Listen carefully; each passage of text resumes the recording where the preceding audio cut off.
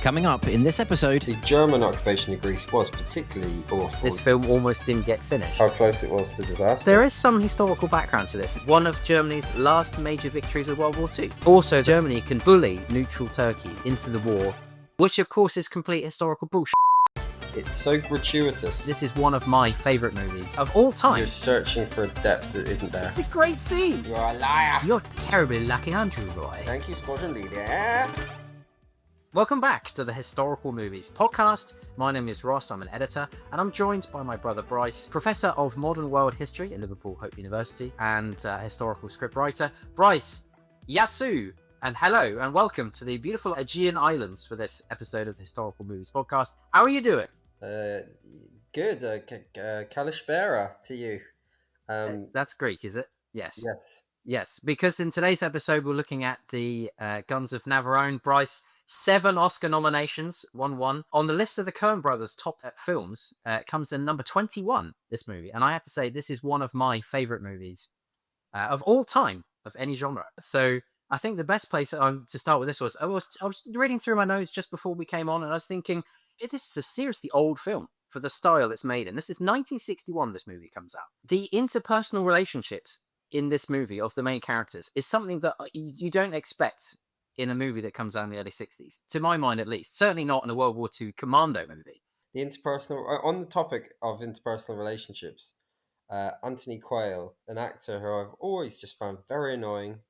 I think because His face is so round. Yes, he's got a really round face. That's a really good point. He's just got one of them faces you want to punch. And I always liked him as an actor. really, Yeah. even when in Ice Cold and Alex, when he's the German spy. He's South African. It would pretend to be a South African. Yeah, but he's German spy. He's an annoying boor wearing ridiculously short shorts. Yeah, he's like in hot pants with like baby oil on at one point, isn't it? Suntanned, like dickhead. And in this movie, I suppose I agree with you in the terms of interpersonal relationships. He is quite annoyingly wounded for the entire thing. In fact, he's a pain in the arse. He's a complete pain in the arse. And eventually they reach the, I think, quite reasonable conclusion of, let's just leave him here. But then Gregory Peck is like, yeah, but what if the Germans pump him full of Scopolamine. Squiptolamine? Yeah. What is that? That's the real truth Asian, although it's not Okay. very effective, I understand. It's also what- used as like an antihistamine or something, I think. So what if they pump him full of squiptolamine and he starts squawking, and David Niven says, "Roy, never." And Lucky Roy. whereas Anthony Quinn is just like, yeah, just you're gonna need your bleeper here, just shoot the. Yeah, and throw him off the cliff. Just yeah. But that's the great dilemma that they're in. I think this has got. So I set out my stall. This has got way more depth and plot complexity than many other World War II commando movies. I mean, it's a well-worn trope. These movies were very popular at this time. I'm talking Where Eagles Dare, The Heroes of the Telemark, Dirty Dozen, Kelly's Heroes, and even you could say the modern reimagining of it, like Saving Private Ryan, Inglourious Basterds, stuff like that. They all owe a debt to these movies that come through from the 60s. But my point is that, and this is not, so in the book, this doesn't happen in the book. Major Franklin, Anton Quail's character, is not in the book at all. So it's the quandary, isn't it? If they give him over, the Germans will find out, and then these 2,000 men which are trapped on Kiros will never be rescued by them because they get blown up by these massive guns. Anthony Quinn wants to kill Gregory Peck. Stavros, And I agree with that. wants to kill the wooden Gregory Peck, Mallory. Again, not in the book. In the book, they're best friends. Then you've got this whole thing with Miller, also not sure if he wants to trust Mallory. That's not in the book. So I'm just saying that all of these added complexity, I think it's a really clever thing that the writer of this movie, Carl Foreman, who was someone that was blacklisted by Hollywood because of his left-wing communist tendencies, has put into this movie. And he's written it actually as an anti-war movie. Although that perhaps doesn't come across. We'll come on to that point as well. Okay. But so that's the point I'm making when I say this has got way more kind of interpersonal relationships than similar movies of this time. And I say you're a liar. Because I take your point. I didn't realize there was that much depth to it, but I suppose now I think about it, yeah, it is. There's that tension between the main characters our heroes throughout. Yep. Okay. Fair enough. I mean, there are some obviously stupid things as well. Like, for example, Brown, played by Stanley Baker, the Butcher of Barcelona. Main qualification, he's an expert with knives. He's Yeah. also just so happens to be suffering from acute PTSD triggered by knives. Why Mm. is he on this? The other one, squadron leader Roy Franklin, main qualification. He's lucky. What the Yeah. fuck is that for a Yes. qualification? And then 5 minutes into the movie, he breaks his leg. But I really like that. I really like the fact that guy who's putting the team together says Napoleon wanted lucky men. He understood the virtues of having luck. Lucky generals. Yeah. Absolutely. Yeah. Exactly. So I think this movie is for me, it just works. It's kind of ridiculous, and I think it's brilliant. And the point I come back to is the reason why I think that is because we get this really old-fashioned style voiceover at the beginning saying this is basically like a modern Greek myth, and it works because we have this beautiful setting of the Greek islands, the sort of gnarled oak trees, the low stone walls. It's just, I get so immersed when I watch this movie. I mean, just to preempt your question, what is your favorite scene? I just don't think I've found such depth in this movie because my favorite scene is when the Kriegsmarine are there in their like campy little like Jean Paul Gaultier style uniforms, and they board our hero's fishing trawler. You know that Mm, scene, yeah, and they're disguised as Greeks, and Peck is giving it all the Greek lingo. But then they kill all the Nazi baddies, and the machine gun goes, and the Nazis go, aye, and it's, aye, and they shoot each German sailor, I'd say about 100 times, each yeah. man, We get the job done. riddle their corpses with bullets. Yeah. They burn them to death. They throw several grenades at the boat, which doesn't seem to affect their boat, which is right next to, Yeah, but he throws it. But at Bryce, he and throws it into the exhaust funnel. enormous fireball. So yeah, okay. So this is your movie physics thing here, but Yeah, like in terms of depth, like for me, the reason why that's my favorite scene is because there's no depth to it. It's a commando comic. yeah, Aye, Tommy bastards. yeah. And I just think maybe you're searching for a depth that isn't there in Well, this movie. I'm going along with the Coen Brothers, 21st favorite movie of all time. And if you look at that list of their top 50 movies, it's mainly Roman Polanski, basically for the top 15. And Right. then you've got stuff like this in there. I think it's great. And you're right, it is a Commando movie, but I think this is a cut above most of those kind of Commando movies because of all of the intrigue that you have. There's a wonderful sort of bristling energy I find in this movie in a lot of the scenes, like when Major Franklin goes out to shoot himself, and then David Niven has his hand over the pistol because he's not sure whether Gregory Right, Peck's yeah. going to do him in, and then there's that whole thing with Anthony Quinn and Gregory Peck. I think they basically save each other's lives as well because you're thinking Mm. at one point, well, are they gonna kill each other? Are they going to snog? That was what I was thinking. Well, Can I, maybe can I maybe just that's in go the back sequel. to the movie physics now? Bryce, you're This, all over the place this evening. yeah, but it's an important thing. They Okay. chuck like not just one, but like about like half a dozen grenades. And this boat, which is directly adjacent to their boat, explodes in a massive fireball. Yeah. But their boat is completely unscathed. Yet their boat is completely unscathed. Yeah, well, Corporal Miller is a genius with explosives, Bryce. Okay.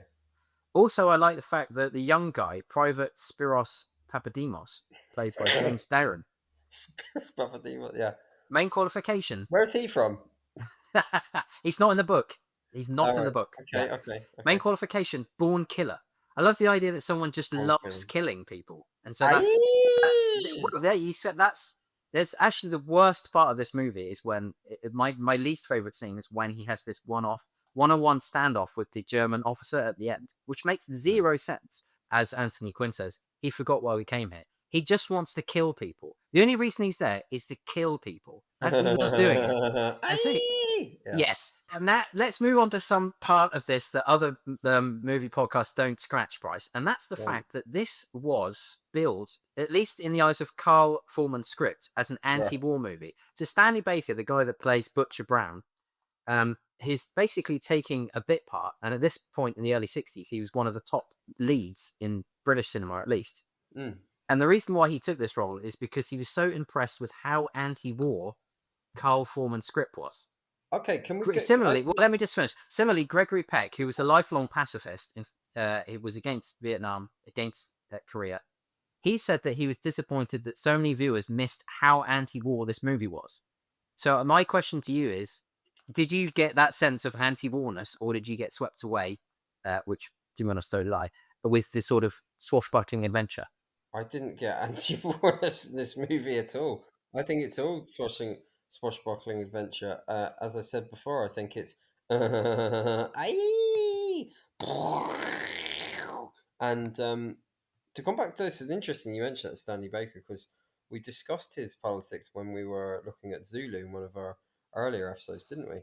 So he of course is in that, and he quite sort of for a Hollywood actor, quite consistently principled left wing views, didn't he? Yeah, which is a sort of against type, isn't it, for Hollywood actors? Maybe him and Hmm. Richard Burton. Time for a very short interruption. It's Ross here. Thanks very much for listening on YouTube. Don't forget to check out all of our other episodes, and we'd love to hear from you, so leave us a comment. And any sharing or liking or subscribing you can do would really help the podcast. So thanks a lot. Well, I don't know if you're ready for it yet, but I actually did some of my own research here, and I Good. went to the Good to know. source. Yeah. I went to source of David Niven's memoir, Okay. his What's it called? autobiography. Has it got The a Moon funny is a name? Balloon. The Moon is a Balloon. Yeah. Would you Okay. like to hear his recollections of Guns of Navarone? This is David Niven. Yep. Go on. I'm not going to do it in a Go on. Do the voice. louche upper class. Do you want me to? Yeah, go on. The Guns of Navarone was a long and physically very arduous picture, culminating with 5 weeks in England in November, simulating a storm at sea by working 9 hours a day in a huge tank of filthy water. After 9 months, Gregory, Peck, and I were left alone with 2 weeks of exhausting night work still to do, shooting from dusk to dawn, filming the actual finale of the picture, blowing up the guns. As my character had been built up as, quote, a genius with explosives, Mm. the only man who can do it, it will readily be appreciated that without my presence during those crucial last 2 weeks, the colossal $7 million epic would never be finished. However, with only 3 days of filming to go, I picked up a fearsome infection via a split lip, and at 2 o'clock one morning was carted away with what, in the grim times before antibiotics, was known as general septicemia. I lay dangerously ill for days while the experts at Guy's Hospital in London struggled to identify, isolate, and eliminate the bug that had struck me down. The picture ground to a complete halt amidst general consternation. The big brass of the company arrived post haste from America. They called a meeting with Carl Foreman, the producer, Lee Thompson, the director, the head of the finance department, representatives of the banks and insurance companies, and various assistants.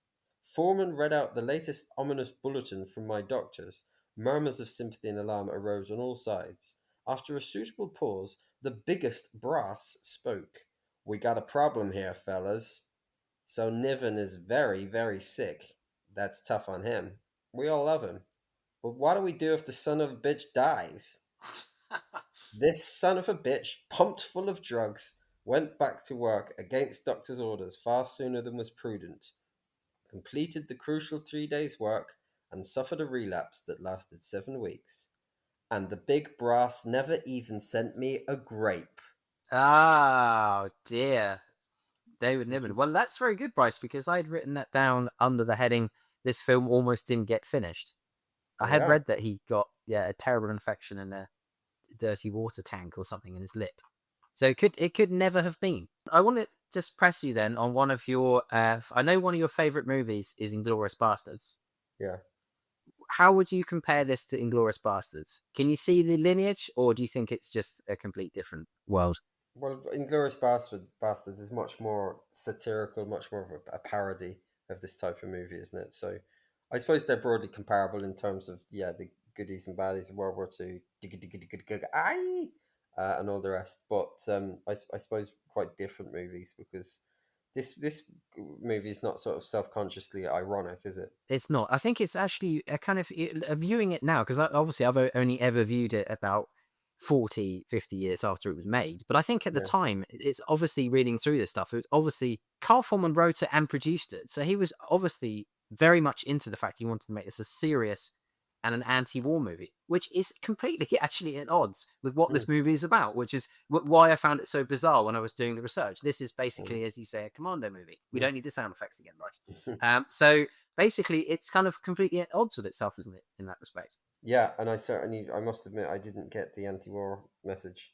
Yeah. Um, but yeah, it's interesting to hear that backdrop, and I think interesting as well to hear how close it was to disaster, with that son of a bitch Niven Yeah. almost croaking it. There is some historical background to this. Basically, this movie is set in 1943 Mm, uh, as the Axis powers plan an assault on the island of Keros, apparently, which is a made up island, and so is mm, Navarone, but where 2,000 British soldiers are marooned.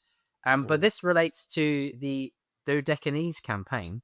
mm, And following the signing of the Armistice of Cassibile on the 3rd of September 1943, Italy switched sides, of course, and joined the Allies. mm, So that means that all of the islands in the southeast Aegean Sea were Italian, now became mm, Allied land.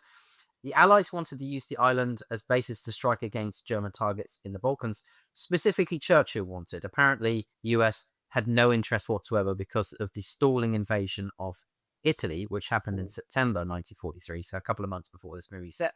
mm, And then Britain sends about 9,000 men to these islands to reinforce them.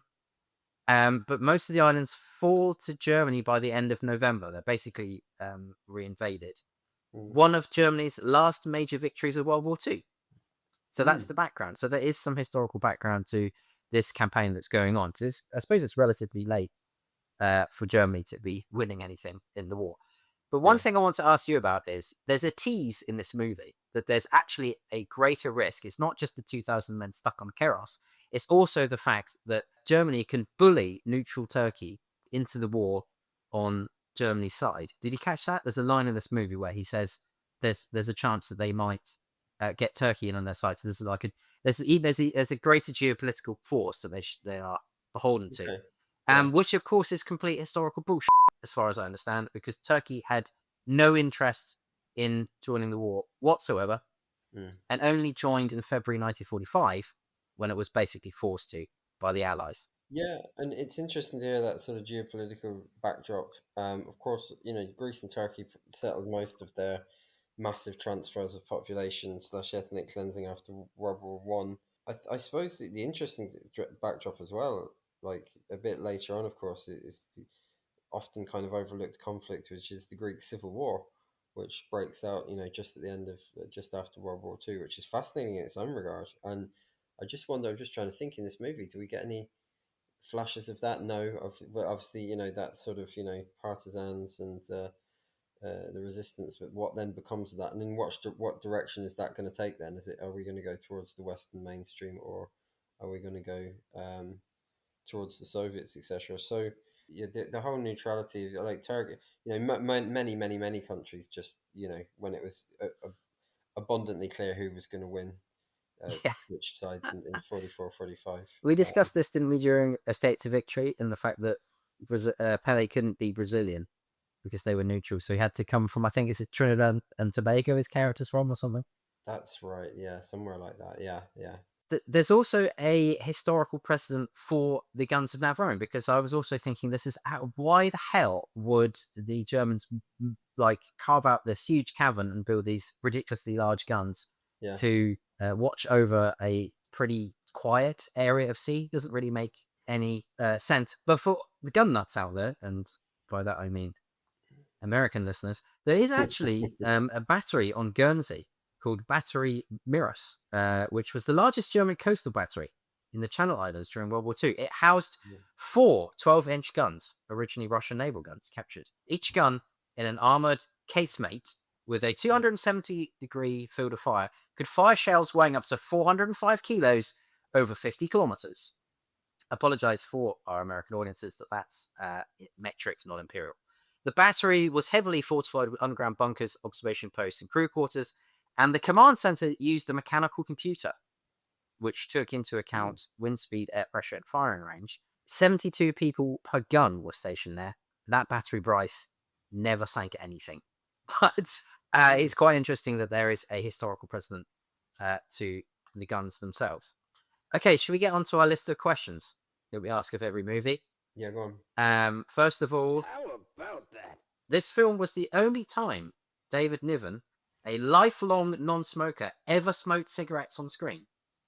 How on. about that? I didn't know that. Nor did I. I picture him in every film that he's in smoking, isn't it? Is he like, hello, chaps, hanging out on the quayside there, smoking? Well, he was, a bit of a dipso. Like, he was a big drinker. So I just presumed, like most people of that age, he was a big smoker as well. So that's an interesting little fact.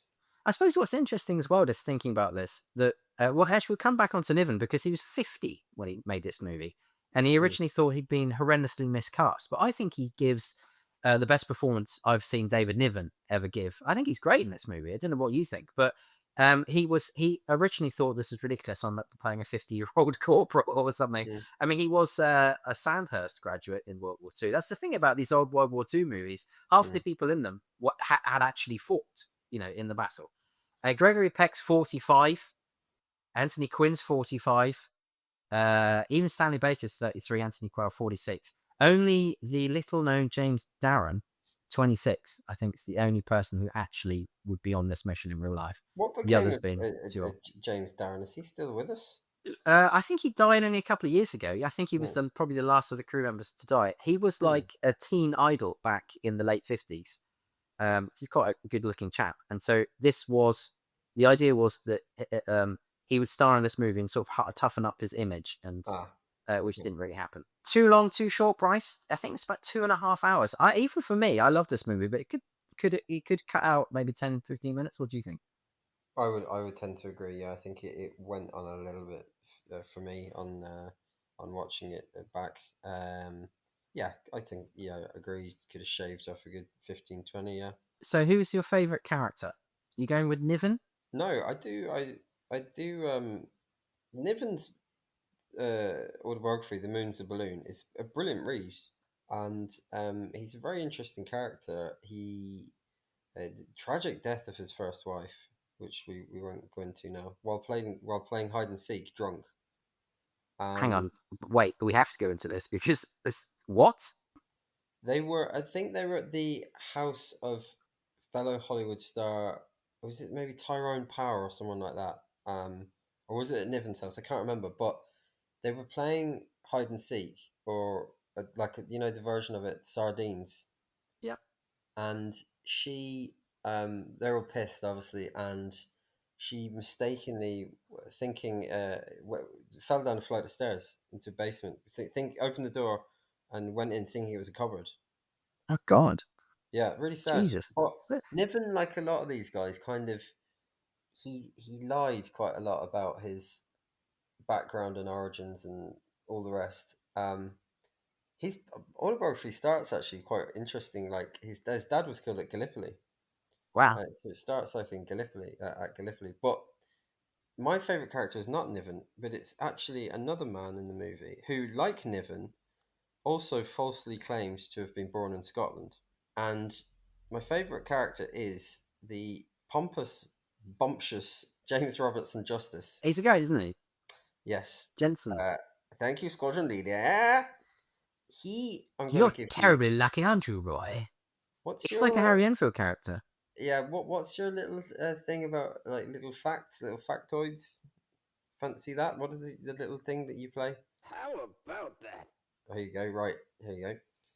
He managed the British ice hockey team to a 7th place finish at the European Championships in Berlin in 1932. How about that? How about that?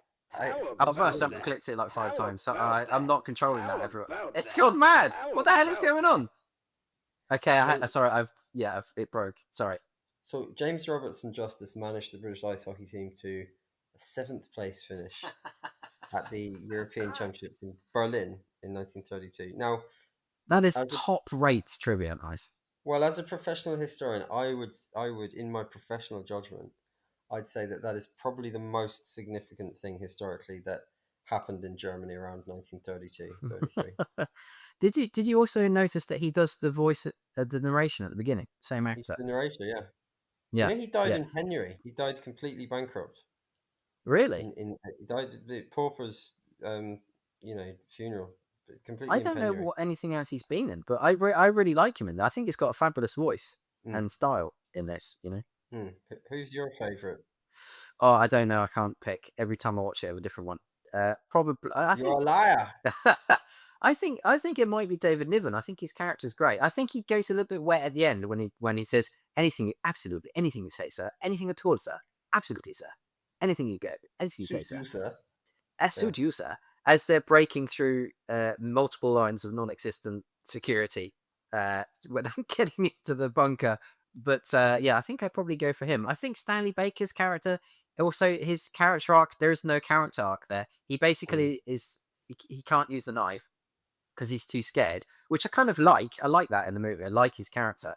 But then he doesn't, he says he's trying to get back into the group and he's shunned by Gregory Peck's character. And he doesn't have an arc. He doesn't really do anything that heroic. He doesn't, you know what I mean? He just, it's kind of unresolved. So I think the other characters are quite good. I like them all. I mean, I'd never really rated Gregory Peck as an actor. I understand him as a screen presence, but I don't ever get caught up in his acting. He always seems very wooden to me. I suppose that's what you want from this. But I think the other characters are perfect. I think Anthony Quinn is brilliant. Irene Papas, which is one of the female informants in the book, they're male. And Richard Harris is in this as well. Great to see him as Squadron Leader Barnes. So I think it's got a great cast. And Gregory Peck, Bryce, was so bad at German and also Greek that they had to dub his lines. And hang on a minute. Is that Richard Harris at the start who gives that little tirade in an accent which is all over the place? Yeah, in his I think he's supposed to be Australian. Yeah. I don't know where he's supposed to be from. Yeah, well, nor did he probably. I didn't realise that. Okay, right. Yeah. I couldn't foresee Richard Harris. Yeah, sorry, go on. Gregory Peck's so bad at German, they had to dub his lines. And the only word he says in German, which is the German for perfect, which is perfect, which is almost exactly the same, he mispronounces. So that's how bad Gregory Peck's German is in this movie. Favorite scene, Bryce? You're a liar. Is that your favorite? The Ubermensch, super blonde, blue-eyed Aryan bastard. Campy blonde evil SS man. You're a liar, as he gives a girly slap to Anthony Quinn. Yeah. No, as I said before, and I'm on record as saying my favorite bit is when they're on the trawler and then they blow up the ship. And is that seriously your favorite scene? I just love the way they riddle the bodies with bullets. It's so. That's why I can't really agree with your points about the depth of this movie. It's so gratuitous. Talking about parody of these type of movies, which of course you get in Spadefuls in Inglourious Bastards, you can see why that's such a good parody, in my opinion, because they riddle about 100 bullets go into each dead German mariner in that scene. And well, that's because the guy loves killing people. It's gratuitousness, I think, makes it the favorite scene for me. Yeah, I understand what you mean. That's actually, if you go on YouTube, you can see head boy Dan Snow criticizing that very scene. That's the one scene of the movie. What does Know-It-All Snow say about that scene? Actually, Germany just signed the commando order, which meant that actually any commandos being captured would be immediately executed. So actually, the stakes for these chaps were actually pretty high. Something like that. Well, it doesn't really talk about the movie at all. Dan Snow, if you're listening, you're a liar. And also, listen, war is sheer murder. Yeah. So, just get with it. Yeah. Okay. Sage advice. I've got to say, I won't go through all of the scenes in this movie, but I just think there's so many brilliant tied scenes in this. I think the screenplay's great. I love any scene where they get the team together. I love it when James Robertson Justice, who also has a great name as well. I love that name. He's got the folders out and he's going through all of the people and he says, this guy's lucky, this guy's a knife guy, this guy is born killer. I really like the scene where Major Franklin tries to shoot himself. Which I mentioned before. I love the showdown at the end where David Niven blows a fuse and someone says, someone's destroyed my time pencils. And I'm thinking, what the hell is a time pencil? But I love that scene and probably needed an intimacy coordinator when the woman is getting her back. It looks a bit rough now, doesn't it? When they check for the scars on her back. Pretty rough, but that's a great scene where it all sort of comes together. I like the scene where Anthony Quinn escapes with You're a Liar. I think that's his acting is great. And I love the fact that his character he will do anything to stay alive. That's his character. But my favorite scene is the village sing-song. When they're in the village and they're singing this beautiful song, which is about, I think it's called Yale Yale or something. I think it means the seashore. Sure, I've mispronounced that. And then James Darren's character joins in spontaneously, makes up his own verse. And there's a line, I think, was it David Niven or Gregory Peck says, these are fine people. But I love that sound. It's a really nice cinematic scene. I love it. And then the Germans turn up and ruin everyone's fun. It is a moving scene where I'm trying to keep a straight face here. Right? James Darren. It's a great scene. Leads the Greeks in their resistance song as the Nazis goose step into the step in. Yeah. I like it. There's also one scene I want to mention has, from an editing perspective, watch the scene where they catch the spy, where he's listening. They're going through the plan, and it's the scene just when David Niven says, "What are you doing, friend? Checking for dust?" Early on, that scene. Watch the way that scene's put together, because if you remade this in modern times, if we had a reboot, a franchise revival in the World War II cinematic universe or something, that scene would all just be close-ups. It would just be wide shot, closer, closer, closer. The camera stays wide on that scene, and all of the characters in that scene are basically blocking like you get in theatre, like old school movies were made back in the day. And I just love it. I love that scene. I love the change of... I love any scene where the change of power shifts. So the guy who's running the base has the upper hand, and then at the end of the scene, Major Franklin gets his way. I just think it's a brilliant movie scene, that scene. Well, these days, David Niven's character would probably be played by AI-generated actor Tilly Norwood. Okay, yeah, good. Current affairs to get in. You're right. So, what would Brian Clough have made of this movie, Bryce? He probably would have taken his hat off to the at least attempt to make this an anti-war movie, wouldn't he? Do you think?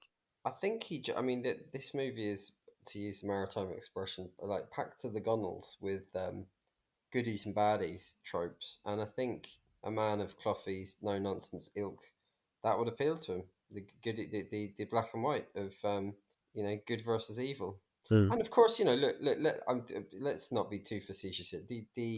The German occupation of Greece was particularly awful. They starved about 300,000 Greeks to death, right? For starters. Yeah, there is a sound historical backdrop to the evil of the of the Nazis. I just like this sort of on-screen campiness of the evil Nazis. Yeah, but there's also the trope of, but not all, like SS Hessler or whatever his name is, the nice Nazi. Oh yeah. As well, they've got to have the SS, which are always thoroughbred bastards, and then the Wehrmacht, who are just following orders. Yeah. By the way, did you go along with David Niven's point in this movie that Gregory Peck's character just uses up Roy Franklin, the guy with the broken leg? I always have a little bit of a hard time how much David Niven is pissed off with Gregory Peck at the end of this movie. You see what I mean? Explain it to me. Sorry, I don't understand. Go on. David Niven is annoyed that Gregory Peck would allow Anthony Quayle's character with a broken leg to fall into enemy hands with the incorrect information, so that they create a diversion, which is what happens in the movie, and so they can get into the guns. Do you have I have a No, problem with how pissed off David Niven is at the end of this it's film. ridiculous to be that pissed off because it's warfare and 2,000 people's lives are at stake. And Yeah. so, no matter how deep, his man crush on Roy is, his objections are frankly ridiculous. Who should do the DVD commentary, Bryce? I don't know. I didn't give this one any thought. I'm sorry. Did you? What do you think? Well, I think Carl Foreman. This movie won. The only Oscar it won was for special effects, nominated for 7. If Foreman did it, he could also talk about how he invented that grilling machine and his boxing career, fighting against Muhammad Ali. He was a busy man. I think I'd like to hear from him because I think that his ideas sort of got lost, as we've talked about at the pacifist angle. Well, it's interesting. That is genuinely interesting. I had no idea, and I certainly didn't get that. There's one line that sticks out in this movie, which is sort of a bit hackneyed, but when our favorite character, James Robertson Justice, he says, "If only we could tackle the problems of peace with the same vigor as we do in war." A paraphrase there, but that's and then his adjutant says, "Oh, you're a bit of a philosopher, sir," which it isn't. I mean, that's not philosophical. Anyway, it doesn't matter. And he goes, "Well, I'm just a man who sends off people to get killed." Best companion film. Peck and Niven did a movie called The Sea Wolves, Bryce, in 1980. Wow. A crew of ex-soldiers out of retirement. But just bearing in mind, David Niven was 50 in 1961 when this movie was made, The Guns of Navarone. In 1980, he also starred, he must have been, 70 odd, with, again with He died Gregory not Peck. long after. He didn't last much longer. I think you're right, yeah. He was 70 apparently when he made this movie. A crew of ex-soldiers out of retirement, using their age as cover, take to the seas and pull off an unlikely undercover mission in neutral Goa. What the I've taken that verbatim from the IMDb plot summary. Well, that reminds me of what's that movie with Stallone and Schwarzenegger where they're like old lads, And the Expendables. Yeah, it's that kind of thing, isn't it? Those talk about bloated movies. Those kind of those movies where they got old film stars, particularly in the 70s and 80s. There's loads of them. They're all terrible. Bryce, what are we putting in the Hall of Fame? You got anything going to put in Anthony Quayle's stretcher or smelly broken leg? Well, having visited Greece recently, I'd like to nominate the Greek people, who I think I do like these They're fine people. old movies where they have dedication. If you look at the credits, Yes. I love it. Yeah, to like the Greek people or like Yeah. his Hellenic Majesty, or I can't remember who it's actually dedicated to. But I think my item would be the flower. I think with Ross, which the little Greek girl hands to Gregory Peck in the village. yes. I think it's particularly poignant item to stick in there. Well, I'd put in either the time pencils because I just want to know what they are. Yeah. You're not putting in the guns themselves, the Guns of Navarone. Oh, hey, that's a good one. We wouldn't fit them in. How much? Yeah, they're quite big. I was going to ask how much room have we got in our museum? Well, we're going to have to add an extension, aren't we? I was thinking of maybe adding the extension with a sort of cliff overhang. Completely unnecessarily for the Guns of Navarone. Well, or maybe a box of scopolamine, the magical truth serum. Scopolamine, yeah. Well, we were talking before we came live on air. We were talking about Saddam Hussein, and of course, Saddam's gun is in that Royal Armouries Museum, isn't it, on Portsdown Hill? Is it? Oh, good. Yeah, good. Saddam's gun, which is a huge, not like a rifle. I mean, it's a massive piece of artillery, like very long. I see. Yeah. Like those big Bertha guns of was it World War One or something? Or that World War Two. Yeah. World War Two, but they're the ones that are on like train tracks as well. Yeah. Yeah, because I think that must also be inspiration for these guns, which are also on train tracks. It's got something for everything. Train enthusiasts are going to love this movie. So Big Bertha was World War One. Excuse me. Yeah. I think it's St. Leopold or something. The gun was called in World War Two on the train tracks. Can't remember.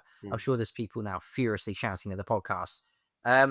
What would happen, Bryce, in the sequel if there was one? Well, unfortunately, they did make one, didn't they? I don't know if you've seen it. I've not Force seen it. 10. That's f***ing awful. Force 10 from Navarone, 1978. Harrison Ford, Robert Shaw, and Richard Keel. Roger Ebert said, "A director like Guy Hamilton, a graduate of 4 of the Bond pictures, can turn out action movies like this in his sleep. This time, alas, that's apparently what he did. It's a terrible, terrible film. Bitchy.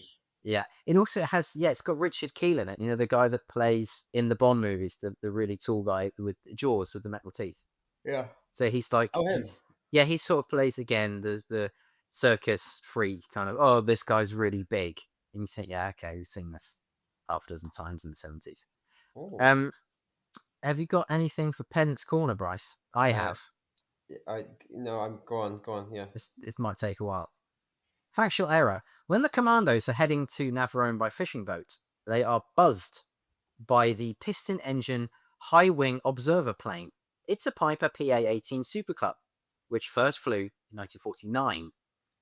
Apart from that obvious anachronism, when the aircraft passes, it sounds like they were buzzed by a big, powerful aircraft like a Mustang or a Spit. A Spit, it says. Not a Spitfire, it's been abbreviated to Spit. Who wrote this? Alan Partridge? I think so. Oh, wow, okay. There's also... here we go. And the final one I had, there's a lot, but the final one I had, which I found sort of interesting, but way over the top, is by answering the phone, Mary made a tactical mistake because his actions now told the Germans that there is definitely a commando team that is on the island. Had he just left the phone ring unanswered, the Germans would have responded anyway, but they wouldn't be sure. He says hello in a German accent, doesn't he? Yes, I think he says his clock is running slow. Yes, but if he hadn't have answered, they would be sure if there was a commando team or not. They simply would not have found the sentry and could have assumed anything as to why he was not in his post. That he could have deserted or passed out drunk or fell off the cliff accidentally or had even been on a bathroom break and was unable to answer the phone. Nice that they've gone through 4 examples there. Hang on. They'd have still sent men to investigate. Yes. Whereas Bryce, I haven't finished. Yeah, go on. Although they might have suspected it could have been a commando team that disposed of him, they wouldn't have been entirely sure.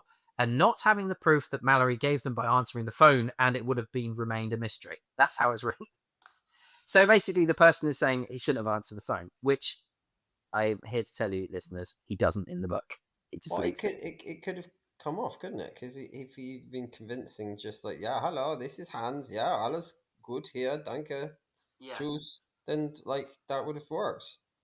It's war. You've got to gamble. Bryce, it's a tactical error. I don't think it is, because had he not picked up, they'd have sent people anyway, wouldn't they? But if he had not have answered, they wouldn't be sure that there was a commando team, and now they know because someone's impersonating the dead guy. That's the point they're making. Yeah, but if the impersonation had worked, then they wouldn't have known. They wouldn't have been none. They'd have been none the wiser, would they? Yes, it's a fair point. Well made. I think this person has got too much time on their hands. Suits Corner, Bryce. Anything? No, I don't know. Go on. Nor have I. But I have come across today. Your friend and mine, Peter Bradshaw's got his own YouTube channel. Oh God! I actually listened to him, and he's very big on the like, subscribe, and comment. He's seriously pushing that. What does Bradders say? Go on. Well, he didn't say anything about this movie, but I came across it because he was reviewing the latest Alan Partridge series. Right. Okay. Yeah. So I just thought you'd want to know. Actually, Coogan is wonderful, peerless in the last 50 years of British comedy. That kind of stuff, basically.